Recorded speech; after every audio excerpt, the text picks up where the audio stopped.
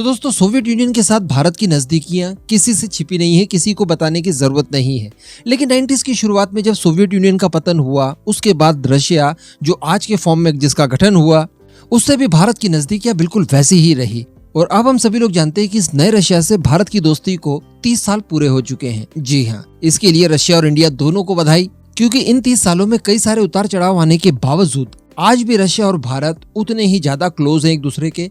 ये बहुत बड़ी बात है। इतने समय तक डिप्लोमेसी को एक दूसरे के आधार पर बनाए रखना, इसके लिए क्रेडिट दोनों देशों को देना चाहिए। अब दोस्तों, इसी को लेकर एक सम्मेलन था जहां पर रशिया के जो राजदूत है, एम्बेसडर डेनिस आलिपोव, इन्हें सभी जानते हैं, इनके साथ मीडिया ने कुछ बातचीत की और बातचीत में इन्होंने कुछ जबरदस्त बातें कही जिन्हें आज आपको जानना चाहिए। यहाँ पर पाकिस्तान, चाइना और S-400 संबंधित संपूर्ण जानकारी इन्होंने हमें दी।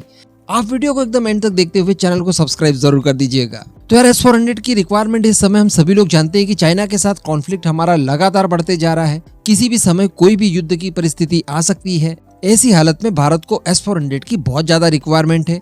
अब हमने 5 रेजिमेंट रशिया से इसके लिए खरीद भी रखी है, जिसमें से 2 पूरी तरह से डिलीवर्ड हो चुकी है एंड उनका डिप्लॉयमेंट वगैरह भी कंप्लीट कर दिया गया है। और तीसरी की जहां पर बात कही जा रही थी कि जल्द ही वो भी डिलीवर्ड हो जाएगी, तो अब डेनिस आलिपोव की तरफ से ही बताया गया है कि बिल्कुल बहुत ही जल्द ये तीसरी रेजिमेंट भी भारत को कंप्लीट कर दी जाएगी, क्योंकि इसकी डिलीवरी शुरू हो चुकी है, इसके अलग अलग कंपोनेंट्स वगैरह की। तो जल्द ही ये कंप्लीट हो जाएगी। एंड रशिया इस समय हम सभी जानते हैं कि लगभग साल भर पूरा हो चुका है, काफी ज्यादा बिजी है, युद्ध लड़ रहा है। इसके बावजूद उसने सही समय पर डिलीवरी की, इसके लिए उसकी तारीफ भी बनती है। हालांकि इसके बाद जो डील के वक्त तय किया गया था कि पांचों की पांचों रेजिमेंट 2023 खत्म होने से पहले पहले मिल जाएगी, तो आई होप कि आने वाली 2 रेजिमेंट भी इस साल जल्द से जल्द हमें मिल जाए, ताकि पांचों की डिप्लॉयमेंट हो जाए और भारत को एक बेहतरीन सुरक्षा कवरेज मिल पाए। आगे उन्होंने भारत और चाइना के संबंधों को लेकर भी कुछ बड़ी बातें कही। हालांकि यहाँ पर उनका स्टांस वही रहा जो हमेशा से रशिया का रहता है।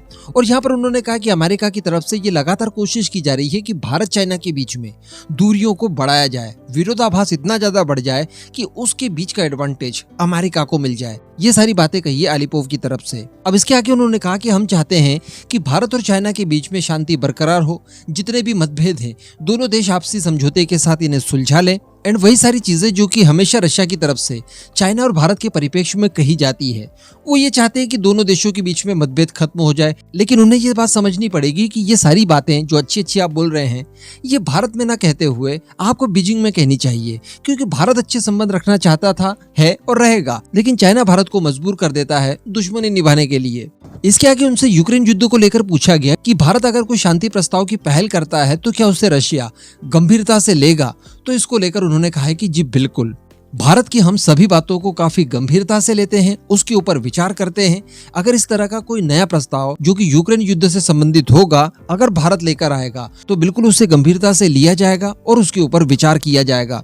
अगर सारी चीजें सही जाती है तो हमें कोई आपत्ति नहीं होगी भारत के साथ जाने में। कहने का मतलब यहाँ पर वो चाहते हैं कि भारत अगर किसी तरह का समझौता करवाना चाहता है दोनों देशों के बीच में, तो ये काफी उनके लिए सूटेबल रहेगा। इसके अलावा दोस्तों, रशिया की तरफ से पाकिस्तान को लेकर भी कुछ कहा गया है। जी हाँ, डेनिस आलिपोव की तरफ से ये कहा गया है कि कमजोर पाकिस्तान भारत के पॉइंट ऑफ व्यू से अच्छा नहीं होगा। जी हाँ, यानी जिस हिसाब से अस्थिरता पाकिस्तान के अंदर बढ़ती जा रही है, फिर पॉलिटिकली हो या फिर इकोनॉमिकली हो, इन सब चीजों का खामियाजा भारत को उठाना पड़ सकता है। और भारत के लिए कमजोर पाकिस्तान बिल्कुल भी सही नहीं होगा। हालांकि इसका कुछ हद तक भारतीयों की तरफ से विरोध भी किया गया कि आप क्या कमजोर पाकिस्तान नहीं चाहते, तो क्या बहुत ज्यादा मजबूत पाकिस्तान चाहते हैं। तो इसको लेकर भी फिर उनकी तरफ से सफाई आई कि नहीं, कि एक स्ट्रॉन्ग पाकिस्तान तो डेफिनेटली भारत के लिए परेशानी बन सकता है, लेकिन एक कमजोर पाकिस्तान भी भारत के लिए काफी बड़ी परेशानी का सबक बन सकता है। और दोस्तों, इसके ऊपर गौर करने वाली बात है, एक्चुअली वो यहाँ पर ये कहना चाहते हैं कि पाकिस्तान के अंदर इस समय जो चीजें हो रही है, अगर वो चरम तक पहुंच जाती है, किसी तरह का कोई सिविल वॉर वहां पर शुरू हो जाता है, तो पाकिस्तान में मौजूद न्यूक्लियर वेपन्स किसी के भी हाथ लग सकते हैं, खासकर गलत हाथों में जा सकते हैं, जिसको लेकर हम लोग हमेशा डिस्कशन करते आए हैं। और मेरा भी हमेशा से मानना रहा है कि अमेरिका कई बार पाकिस्तान की मदद सिर्फ इसीलिए कर दिया करता है कि पाकिस्तान बहुत ही ज्यादा कमजोर ना हो, कम से कम इन भिखारियों को 2 वक्त का खाना मिले, जिस वजह से कम ये सिविल वॉर की तरफ आगे ना बढ़ जाए। अगर पाकिस्तान में वाकई में स्थिति अफगानिस्तान, सीरिया, लीबिया जैसी बन जाती है, तो ये बहुत ज़्यादा मुश्किल हो सकता है।